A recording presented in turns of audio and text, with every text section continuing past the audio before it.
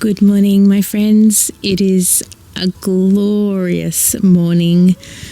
The sun is shining and the sky is pretty much blue. There are a few clouds around, but it is just beautiful. So my ideal day would be to spend half the day outside and half the day inside. And this is perfect in summertime because it just gets too hot to be outside when it gets later in the day. And the days are longer, so you get more hours out of your day. It's a bit harder in wintertime because the days are so short, and I need the sun to do some things inside because we're off grid, and this means I need the sun to generate all that power to utilize certain machinery in the house and just to get things done. So I find it hard on my days on the homestead to do the half days in winter. So instead of doing a half day, I'm going to split my 2 days that I have available this week, 2 in a row. I'm going to have Tuesday today to do some inside activities. So I really need to spend time cooking because I've run out of those meals on hand that I can have ready for those busy days. And tomorrow I shall spend hopefully the whole day in my garden. I can't wait. Living a slow, as thrifty as possible life that we live here on our homestead and in our family, I have to sometimes do the things that I don't particularly want to do. So I would rather spend most of today in the sunshine outside. What I am going to be able to do is harvest some produce to use in the cooking. So I am going to be spending a little bit of time outside, which will make my heart happy. But I just need to be inside. I just need to get some things done. I need to prep some meals so that we have things to eat on the days that I work outside of the house and on those busy days with 3 kids that have highly social activity driven lives. So yeah, I need to get into the kitchen and get some things done so that my days run a bit smoother than they have been since I've run out of those easy to reach meals. So I cook from scratch as much as possible. The only things that we don't cook from scratch or have from scratch are things like some frozen vegetables like peas and carrots. I have those on hand just in case we need them. And things like tomato paste. I have not ever made tomato paste. I plan to have a go at making it one day. There's a few other sauces and things that I have on hand. I do, however, like to make them myself. I like to make my own curry pastes and all of that. I like to make my own pasta sauces and everything. So today I will be making up a big batch of pasta sauce. I make it pretty much 100% from scratch except for said tomato paste. I'm going to be making it from some of my homegrown produce. I'm going to be showing you 3 different ways I preserve tomatoes and how I use them once I've preserved them. So I'm hoping to get some pasta sauce done. I'm hoping to get a soup done and a bit of a casserole type stew done as well. And I'm just watching those beautiful little lammies running around out in the paddock over here. It's so lovely. So first we're going to go into the vegetable garden and we're going to harvest as much as we can. So I've got some vegetables that I have purchased from our local organic and conventional fruit and veg shop. So they have both organic and conventional, so you can choose where you want to spend your money, because organic is a bit more expensive. I do buy a few things conventional at times, but I prefer as organic as we can and local as well. So the good thing about that greengrocers is they have a lot of local growers and they have a big table full of all the local produce, and they also tag everything. They put the location of where things are from, which is really, really handy when you're wanting to keep your food miles down. Okay, so let's go out into the vegetable patch and see what we can find. I've grabbed my baskets and knife and I'm ready to find what I can in my winter garden. I planted things late this autumn, so there isn't much ready, but there's enough to contribute to this day of cooking. I've mentioned this celery in previous videos. The plants came from some celeries that I let go to seed. I'm not sure what type of celery they were, but the plants aren't acting like normal celery. They're very weedy plants. The branches are still usable though, so I'm just cutting them off at the base as I plan to cut them out all together and use the space for spring planting in September or October. The sprouting broccoli is beginning to produce. I cut 2 pieces off and my youngest and I ate them fresh off the plant. Call me weird, but I love raw broccoli and cauliflower. I've been eating them raw since I was a child, and homegrown tastes the best. The kale is growing faster now, but the leaves aren't really big due to us harvesting them quite often. I think my youngest has been harvesting a few too many for her favourite sheep to eat as well.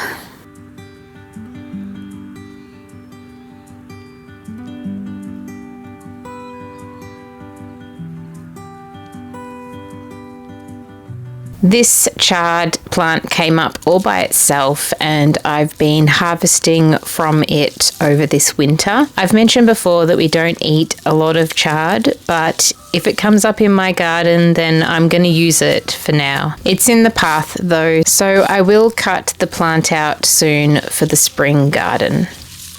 There are a few random leeks. These have all come from seed that fell from leek plants in summer and autumn. As you can tell, a lot of my garden produce at the moment has self-sown. I'm very grateful when vegetables sprout up all by themselves, and usually I leave them to mature, especially when they've grown in the rows, but not in the paths. I tend to either move them out of the paths or sometimes I allow them to grow and eventually clear the paths again, which is what I'm doing at the moment. Leek is a really easy vegetable to grow, especially when the plants let their seeds fall. They just come up everywhere. We eat the white and the green parts, but I take off the drying ends on the older leeks.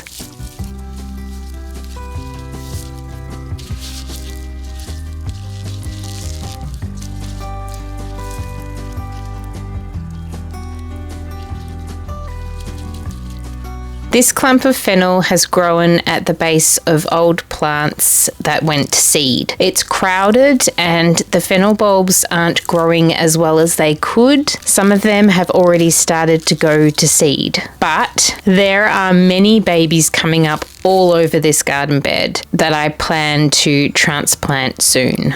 This little clump, however, has provided a few small fennels and I'm harvesting them now, well, a few of them now anyway, just because if some of them are going to seed, then I know that the others will be close behind and perhaps might go to seed as well. So better to use them before they go to seed, and hopefully by thinning them out, the other ones will grow really nicely. My dogs are always so very interested when I'm gardening, and I need to be careful with the knife that I have that I don't harm them.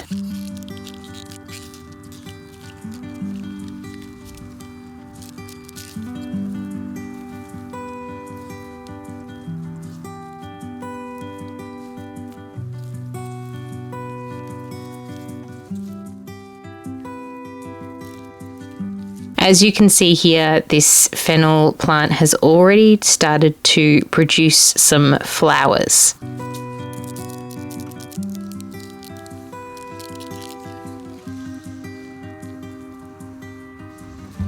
My garden has lots of weeds and little seedlings coming up all over the place, especially in the pathways. I hope to get on top of it before spring hits. Let's cross our fingers and hope that I do. There's also some grass growing in the front of this bed. I'm going to need to put some more cardboard down and suppress the grass. The rhubarb is still growing really well. Usually in cold areas like where we are, it will go dormant in winter. I've even seen some plants lose all their stems and leaves, and just the crown in the ground is there, so it's very bare. But perhaps the warmth from the manure is what's keeping the soil warm, and that's why we're still producing a good amount of rhubarb. There are some older spongy stems, and I put them straight into the compost. I need to go through the plants and pull out all the old dead stems and cut off the flowers as well. I didn't get into the kitchen until 11:30, which is later than I wanted, but it's hard to get out into the garden earlier in wintertime. The sun and the wood fire warmed our house so much that I didn't need to wear a jumper, and we also had the doors open. Solar passive houses amaze me. It gets so warm in here in wintertime with the sunshine coming through. The only reason I have the fire going is so that I can cook, because we definitely didn't need the warmth in the house today. Although having extra hot water was a bonus. Firstly, I need to wash everything. I love these large bowls for soaking leafy vegetables in. Most of the dirt falls in the bottom of the bowl, which is really handy.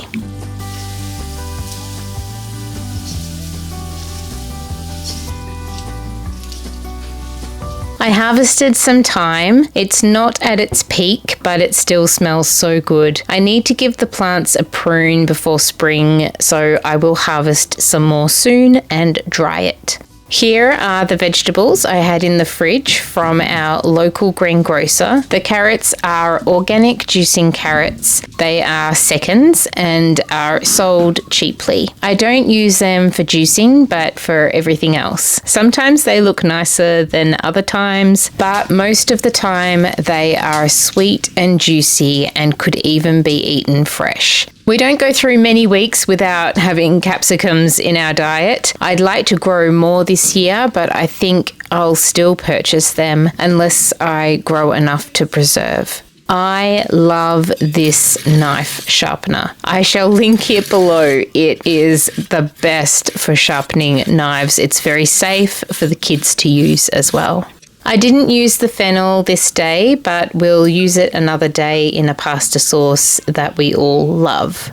These potatoes are also locally purchased. They're another organic vegetable that I get at a really good price. I've run out of our homegrown potatoes. I can't wait to plant potatoes in August. I'll be aiming for a lot more this year, and some varieties that have a longer storage life too. Firstly, I'm cooking up the stew for tonight's dinner. I'm using one of the leeks I harvested this morning and some of our homegrown onions I've had in storage. One of the onions I chose had gone soft, so I didn't use this one. A couple of others are showing signs of sprouting, but they're all good to use. I added a couple of these larger carrots. I plan to grow a lot of carrots this season as we use them so much. It's tempting to just purchase them as the price of the organic ones is so low, but there's nothing like pulling fresh carrots out of the ground. I put a decent amount of thyme into this dish. I love thyme, especially with potatoes and in stews. I'm just frying up the leek, onion, carrot and thyme, and in a separate pan I'm browning this lamb shank from one of our lambs we had butchered from our farm.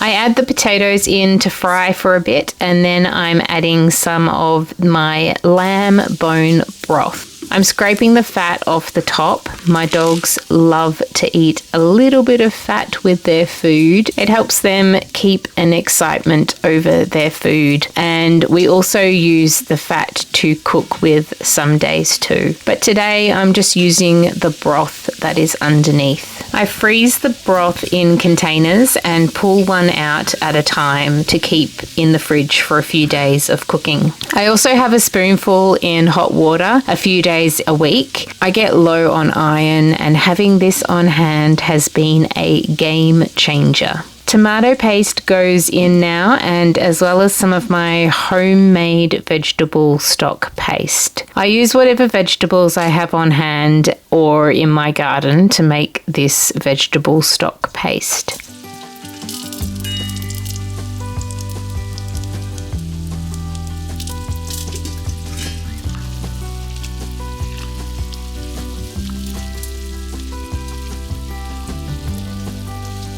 Here I am turning the lamb shank and placing the lid back on so it doesn't splatter everywhere. It's really hard to clean a wood stove as you can't clean it while it's cooking, while you've got a fire going, because it's really hot. So I wipe it down every morning and give it a good clean once a month or more if needed. I put some water in the stew to make up the stock, maybe around 1.5 cups of water, and putting about 2 pinches of rock salt in and a decent amount of pepper.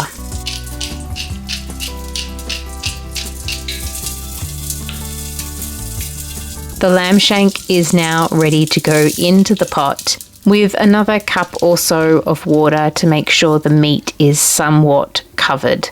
I will flip the lamb shank a few times while cooking for about 4 to 5 hours. I've also added some of my dried parsley. These metal triangles are amazing on a wood stove. They disperse the heat so the bottom doesn't stick and burn. Here's the stew later in the day. I took the shank out and pulled all the meat off, then placed all the meat back and served. It was delicious.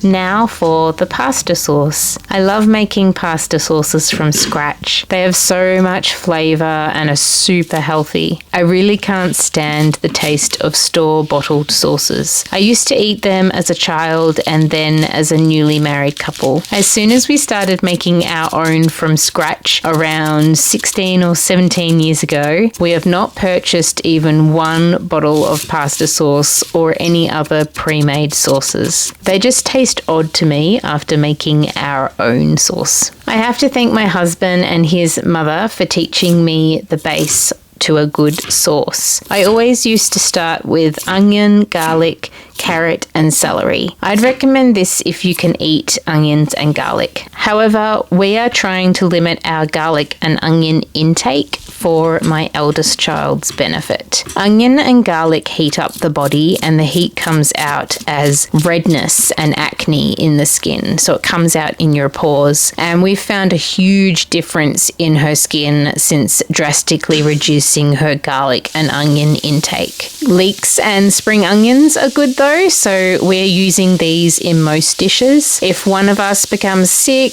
then I will put a few garlic cloves and a small onion in. And sometimes I can't help myself and I just put in a few small onions for flavour. I also have garlic infused honey, which I use often. Garlic and onion are so good for you, but according to our Chinese medicine practitioner, as a society, we eat more than we should. So I definitely have garlic on hand for medicinal purposes, but I have cut down the amount that we eat daily. Okay, back to the sauce. So I've used leek, carrot, celery, 2 large capsicums and some mushrooms. I fry up the leek, carrot and celery first. If you're using garlic, I'd put it in at the start too. I add the capsicum in after frying for a while. Then I add the tomato paste and I fry that up too. This was the end of our tomato paste jar, so I added water in it and shook it up twice to get the remainders out of the bottle. Nothing goes to waste in this household.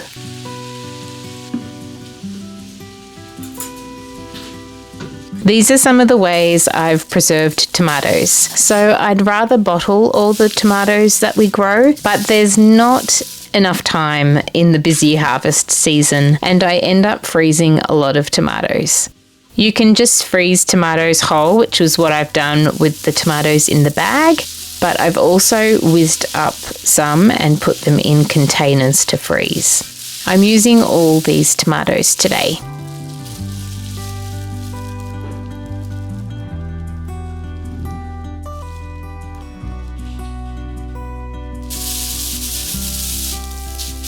These whole cherry tomatoes are going straight into the pasta sauce. The cherry tomatoes are sweeter, so this will make a sweeter sauce. I'll also add the bottled tomatoes later.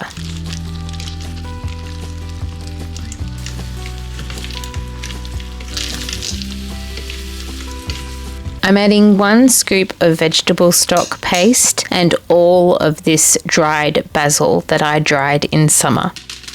I love growing and preserving our own herbs. My mother and father always had herbs growing in their garden, especially rosemary and thyme. I refuse to purchase herbs. Instead, I change recipes to suit what we have on hand. I would like to dry more herbs this growing season, as I'd like to be less sparing with what I have in stock and use them more.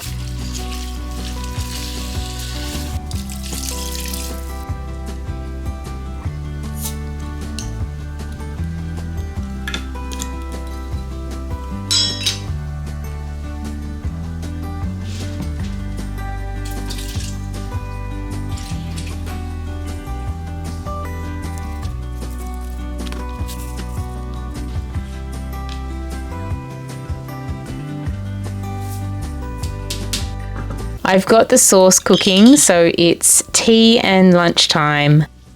I scrambled some eggs into some of the kale I harvested this morning and put the small leftovers of last night's dinner on top.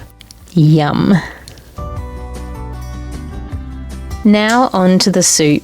This soup is easy to throw together with whatever you have on hand. I'm using leek, carrots and the rest of the tiny celery stalks and leaves that I harvested this morning, and 2 large potatoes. I peeled most of the potatoes as they were pretty coarse on the outside.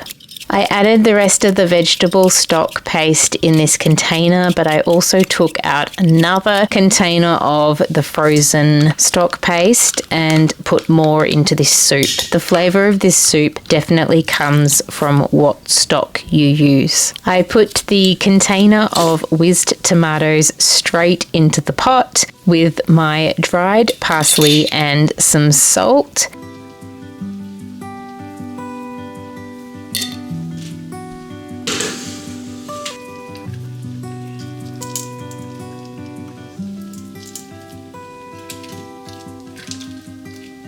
And here's my stash of the vegetable stock paste in the freezer.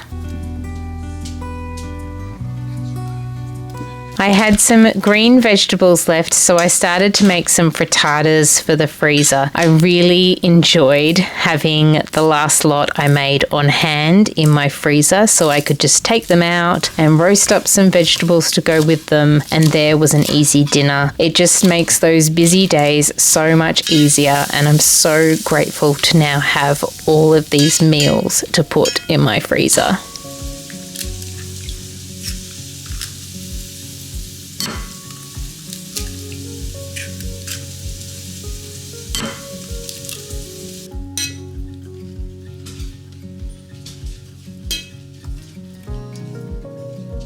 Well, that sure has been quite a busy day in the kitchen, and my feet hurt a lot after standing for so long. I still have these little frittatas that I've made up to finish off. So I'm going to finish those off. I'm going to buzz the soup, and I'm just going to leave the pasta sauce as it is. We don't generally buzz at the pasta sauce to make it thin. I usually just leave it chunky as is because that's how my kids and we all like to eat it. I managed to make some rhubarb muffins. However, I did 2 batches, and in the second batch I forgot to put the sugar in. So I sprinkled sugar on top. We will see how they go. So far my kids have said that they taste fine, so that's good. I'm sure they'll be eaten. If not, I shall do what I've done before and do like a bread and butter pudding. I'm getting a bit tired now. I'm getting tongue twisted. I also managed to cook up some of the last of our apples with the rest of the rhubarb. So I've got some stewed fruit there for another night. I'm tired. That was a lot. The stew was delicious. When we cook with shanks, there's never a huge amount of meat, but it just brings so much flavour to the dish. And I've probably mentioned it before, but putting stacks and stacks of herbs and my homemade vegetable stock into any of these dishes, except for the frittata. I mean, you could put herbs in the frittatas, that is delicious too. And I have done so, I usually do so, but these ones are just kale, a small amount of chard, and some pak choy from my parents' garden. They brought around 2 beautiful pak choys, and I had some for lunch today, and now I have added the rest into these frittatas, which will go in the freezer. The soup will also go in the freezer, and some of the pasta sauce will be left in the fridge. The rest will be put in the freezer. Perhaps I might put some of the soup in the fridge as well to use this week. But thank you so much for sticking around, if you're still around after all of that cooking. And I am so looking forward to sitting down, putting my feet up, and watching a show or something while I do some knitting. So I will see you next time. Thank you so much, guys. Comment below on what dish you think you'd like the most, if I've helped you at all, and other things you'd like to see me making. I have all these eggs to crack, and I better get cracking on it. See you next time. Bye.